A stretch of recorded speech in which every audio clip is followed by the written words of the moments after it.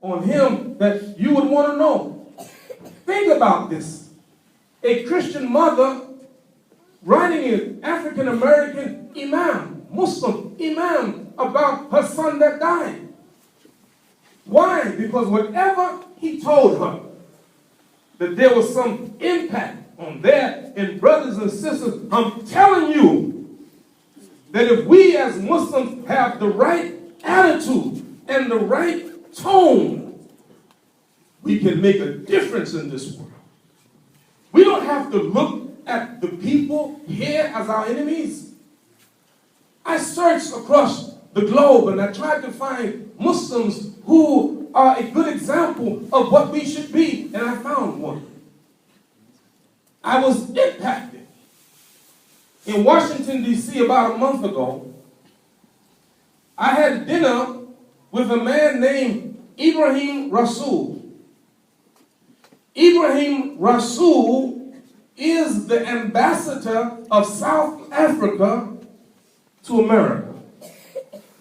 A Muslim who used to be a governor in one of the states of South Africa. Here he is, the ambassador, a Muslim ambassador of South Africa to the United States. The trust that they must have on this man, Ibrahim. And Ibrahim said something to me that was so profound that I couldn't sleep that night. He said that when Nelson Mandela became president of South Africa, he appointed 9 Muslims to his cabinet. What? 9 Muslims to his cabinet in South Africa? Yes.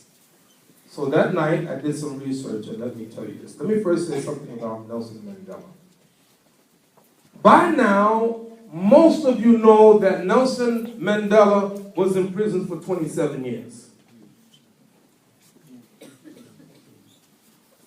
But I bet you most of you didn't know that while he was in prison, he was of the lowest classification as a prisoner as you can get, classification D. That meant that he can only have one visit every 6 months and one letter every 6 months. But yet, when Nelson Mandela came out of prison, he gave a speech to 100,000 people. And the most incredible thing about that speech of Nelson Mandela, after 27 years in prison, you heard no bitterness. Google the speech. Listen to what he said. I did the research. I found this out.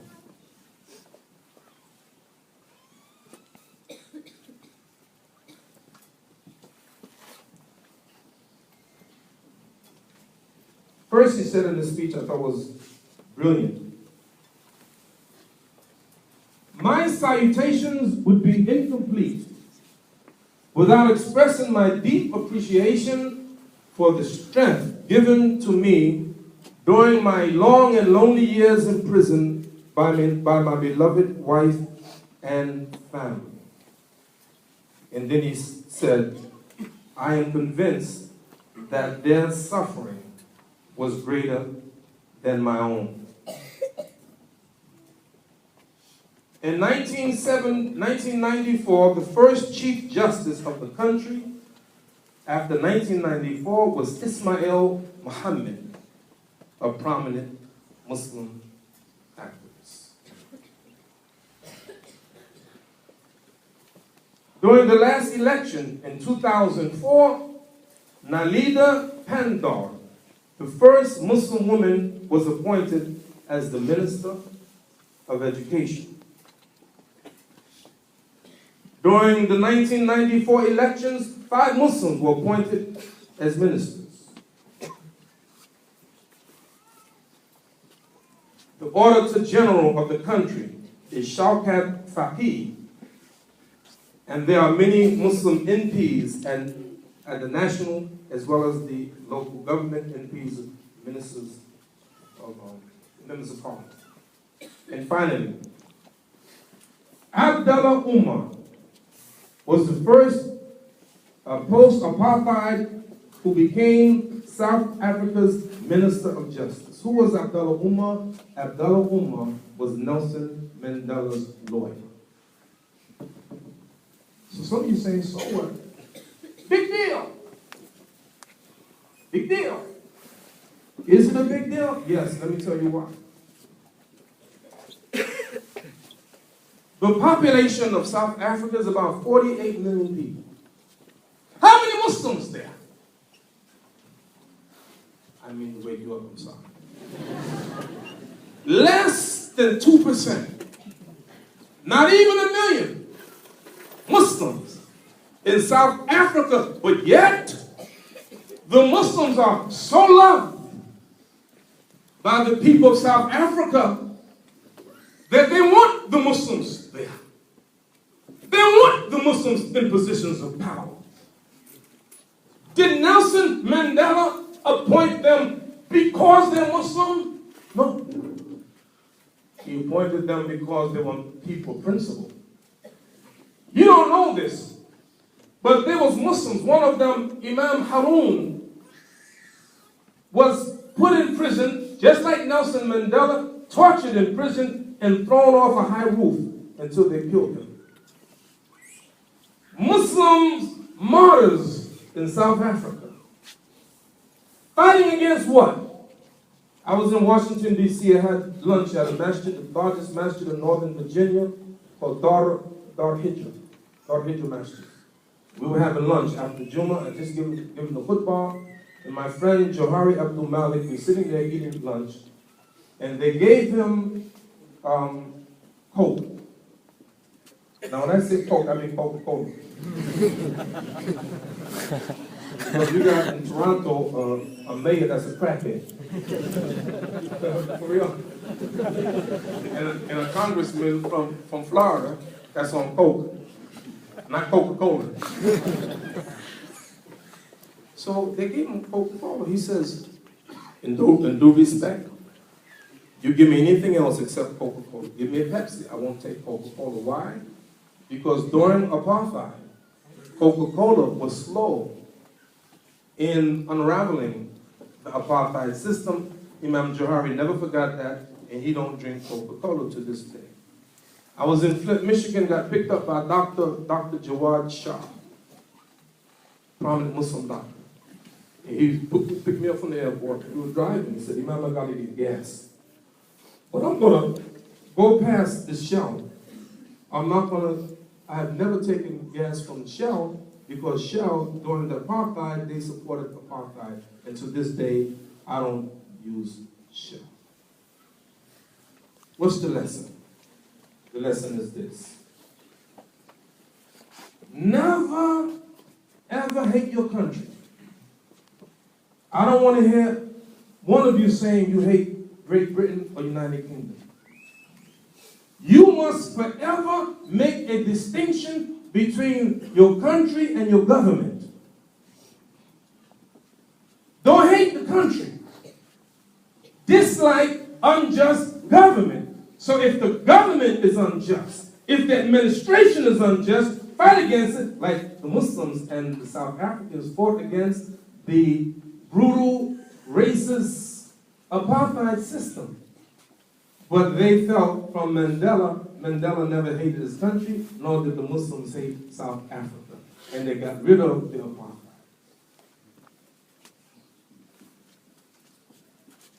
Get me?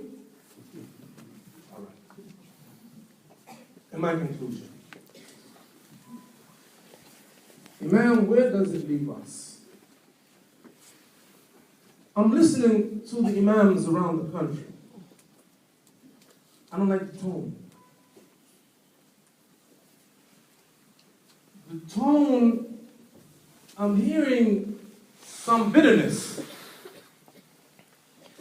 I don't like the tone. Can I give a little Arabic lesson? You're like Arabic. And he will Arabic.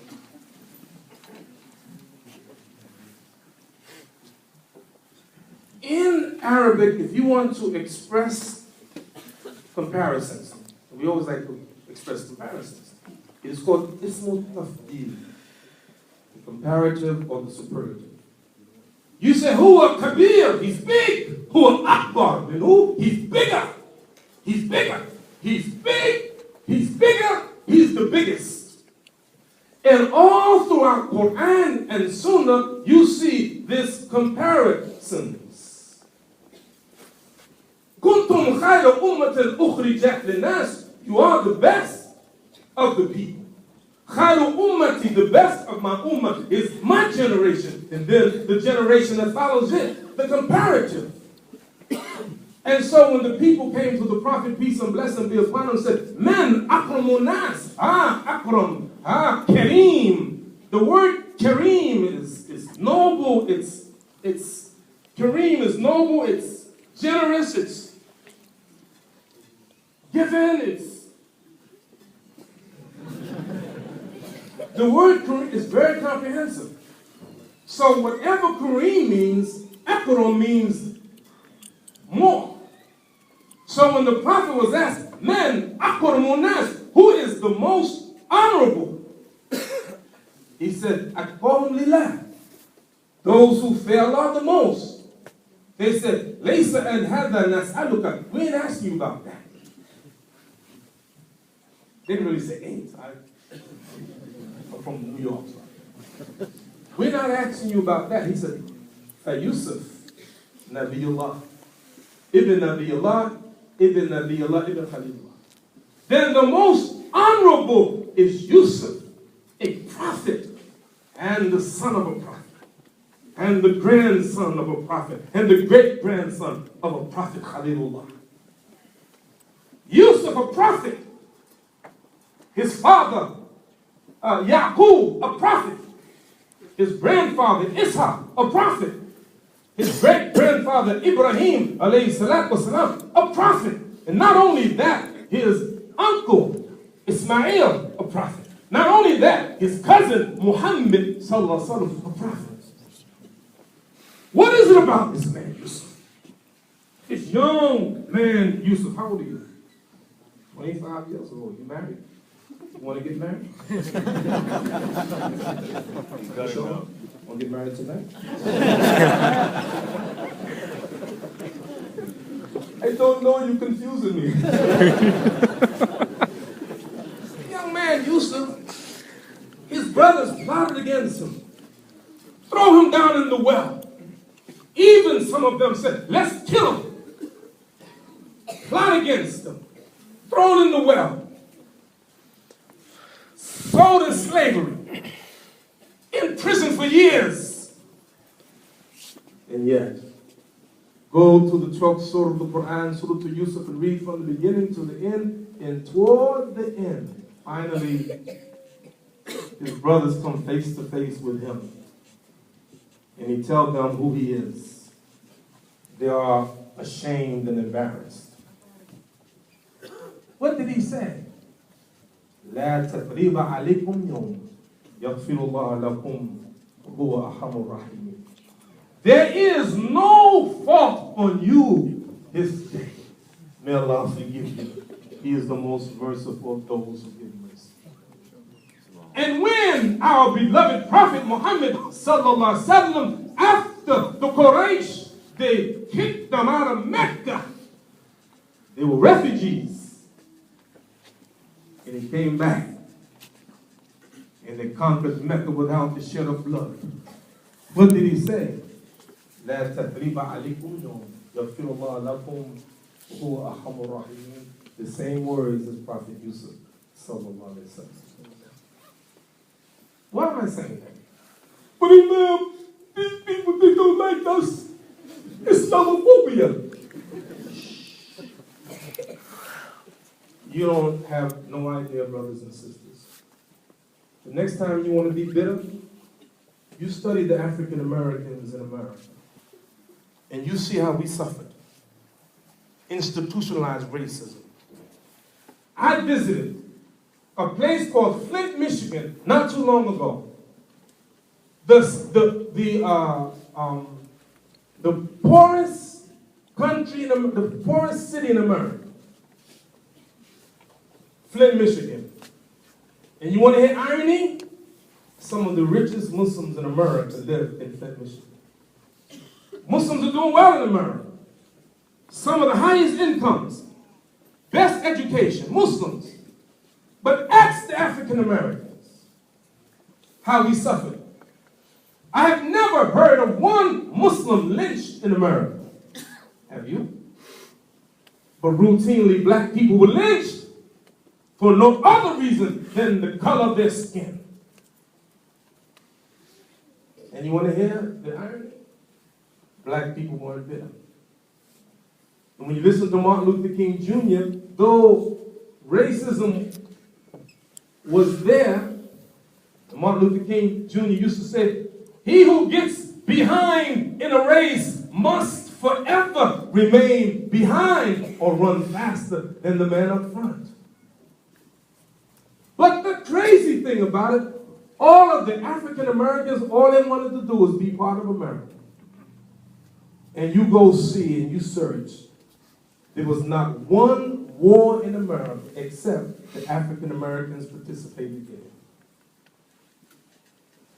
Revolutionary War, the War of 1812, the Mexican-American War, World War I, World War II, the Civil War, the War in Vietnam, the Korean War, all of them, they died and gave their lives for it. There was a man, I forget his name, who died, a corporal in World War I, an African-American man who had such bravery, he was killed there, 22 years of age.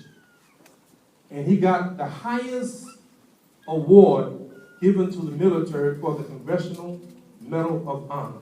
But, when did he get it? 70 years later. Racism. But you know what? We ain't bitter. Now look in America, an African-American president, you may not like it now. Governors, congressmen, senators, mayors, all of it is here. In my conclusion, what do I want from you? I want you to have the attitude that they will not be a better citizen of the United Kingdom than me. I ain't talking about no Uncle Tom stuff. You just don't, if you think that Imaam Siraaj is Uncle Tom, you don't know me. What happened to Imaam Siraaj? He become an Uncle Tom. See, I know you. If I walk out of here, you go say, what are you talking about? Because, brothers, we have to stop this irresponsible rhetoric.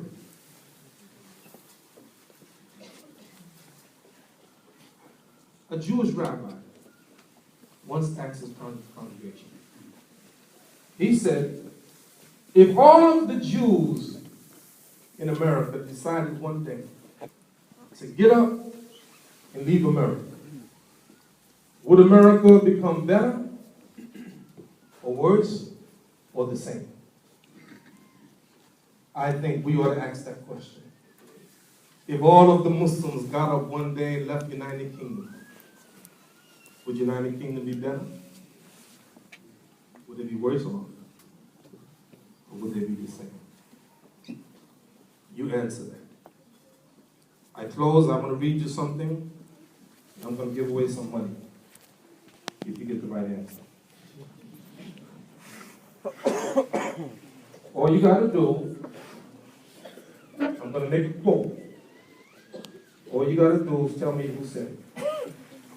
If you get it right, I'll give you $100. No, I'll give you $200.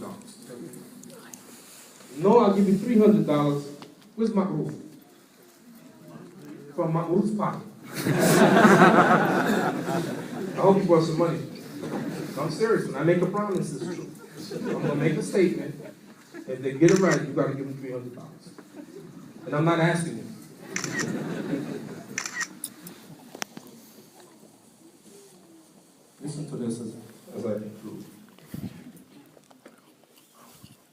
Added to this internal confidence was the fact that Muslims enjoyed outstanding success during the first 6 or so centuries. To be a Muslim meant to belong to a winning civilization. This pattern of success started right at the beginning. In AD 622, Muhammad fled Mecca as a refugee, then returned in 630 as its ruler. By the year 715, Muslim conquerors had assembled an empire that reached Spain in the west and India in the east. Muslims boasted some of the most powerful armies, the highest standard of living, the best health, the most impressive rates of literacy, and the most impressive scientific and technical advances.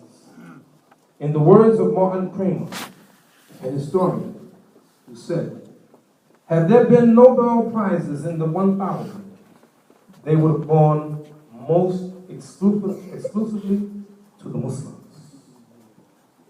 Powerful statement.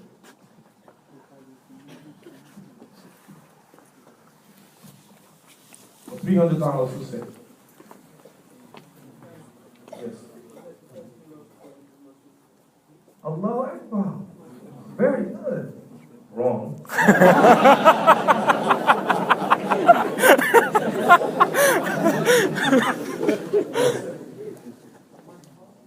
Who? Very good. Good guess, not right. Me? Nah, I'm not that smart. Me? Yes. Karen Armstrong was a very good guess. No, that's an excellent guess. Very good. Yes. Mahatma Gandhi. Mahatma Gandhi. No, good guess. Okay, $400. In the back, yes. George Bernard Shaw. Huh? George Bernard Shaw. What did he say? George Bernard Shaw. Who? George Bernard Shaw. For sure. No. Very good. Excellent guess. One more because you get too close. I get nervous. I get real nervous. Really, honestly. Yes. Richard Nixon. Huh? Richard Nixon. Nixon? Richard Nixon. Wow, no. But you are really close. I'm only going to do one more because you get too close. You get too... Huh? No. Wait. What I should say, and if you get it wrong, you got to give me $400. You're not going to raise your hand now, right? Yes, ma'am. Abraham Lincoln. Very good. No. Yes. Who? Martin Luther King. Very good. No. Excellent guess. Yes. In the back. Malcolm X. Malcolm X. Very good. No. Yes. Oh, no. Actually, yes. Who? Napoleon. Man, shall I know? Yes. Jefferson. Excellent guess. Excellent. Not Jefferson. All right. You ready? You ready? Okay. Wait. Before $500. You're the last one, so you better get it right. Oh, no.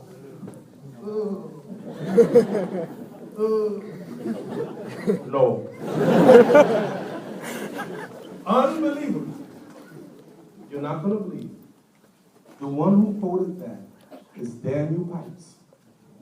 If you study Daniel Pipes, one of the biggest nemesis of Islam and Muslims, he talked against Muslims all the time. In his book, on page 4, Militant Islam Reaches America. Anyone knows about Islamophobia knows that he is one of the biggest anti-Muslims, yet this is what he said. And this is my question for you today. What happened? How do we get back? You take a step back. I don't say this to beat you. I only say this to say you got to get back.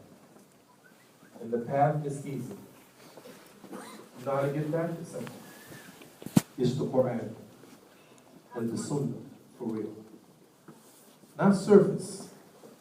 The Quran is so deep, so great. It's the last revelation. Treat it like it is. Dig deep from the well of the Quran and the Sunnah of our Prophet Muhammad sallallahu alaihi wasallam, wallahi, you will see. If we go back to the Quran, I'm telling you the truth.